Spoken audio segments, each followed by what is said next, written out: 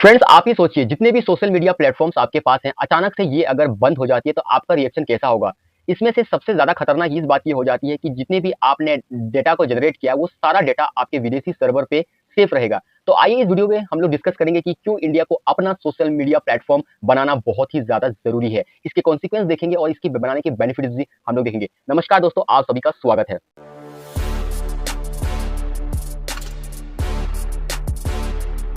हमारे prime minister Shri Narendra Modi ji ने भी ये चीज कहा था कि इंडिया को अपना सोशल मीडिया प्लेटफॉर्म बनाना बहुत ही ज्यादा जरूरी है। इससे हम लोग अपना डिजिटल सॉवरेंटी मेंटेन कर सकते हैं। हमारे इंडिया में सबसे बड़ी जो कंसर्न है वो है आपका डेटा सिक्योरिटी से रिलेटेड। जैसे कि कुछ दिन पहले आपने न्यूज में देखा होगा कि इलन मस्क के स्टारलिंक और इंडियन गवर्नमेंट के बीच में एक बात में मुठभेड़ चल रही थी। उसमें क्या था कि स्टारलिंक चाहता था कि जितने भी हमारे डेटास हैं वो सारा विदेशी सर्वर पे जाके स्टोर हो, लेकिन इंडियन गवर्नमेंट इस चीज से एग्री नहीं कर रही थी। इंडिया का कहना था कि जितने भी आप डेटा यूज कर रहे हो वो सारे डेटा का जो सर्वर है आपका लोकल हमारे इंडिया में ही होना चाहिए था और कोई भी फॉरेन सर्वर पर मिरर या डिक्रिप्ट करना अलाउ नहीं है। अब जाके एलन मस्क के स्टार लिंक को यूनिफाई लाइसेंस दिया गया। Digital economies and job. India एक बहुत बड़ा डिजिटल मार्केट है।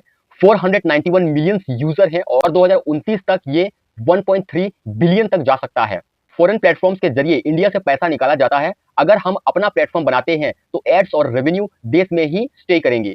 और जितने भी स्टार्टअप हैं, आत्मनिर्भर भारत है, ये मिशन को बूस्ट करेगा। AI, content creation, cyber security में भी नए नए जॉब्स खुलेंगे। Part 3, control of narrative. Algorithms और नैरेटिव जो भी कंट्रोल होते हैं वो मोस्टली फॉरेन प्लेटफॉर्म्स के पास हैं। इंडिया की डेमोक्रेटिक वैल्यू और कल्चर नैरेटिव दिखाना मुश्किल हो जाता है। डिजिटल सॉवरेंटी का मतलब ये है कि हम अपना रूल्स, अपना कंटेंट पॉलिसी होना चाहिए। सबसे अच्छा एग्जांपल है आईटी रूल्स 2021 जो फॉरेन प्लेटफॉर्म्स को कॉम्प्लायंस ऑफिसर्स अपॉइंट करने पर मजबूर करता है।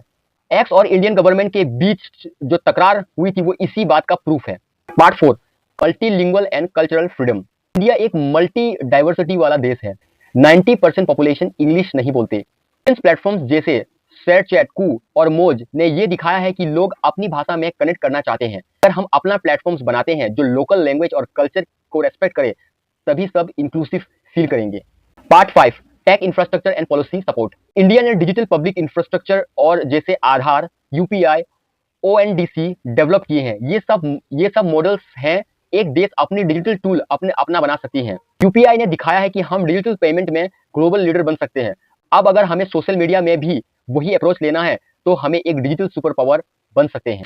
तो फ्रेंड्स, सवाल ये है, क्या आप अपनी डिजिटल सिक्योरिटी और एक्सप्रेशन के लिए देसी सोशल मीडिया प्लेटफॉर्म्स की तरफ स्विच करोगे? अपना जवाब कमेंट्स में जरूर बताइएगा। वीडियो अगर पसंद आया होगा तो आप लोग जरूर से लाइक एंड सब्सक्राइब कर दीजिएगा।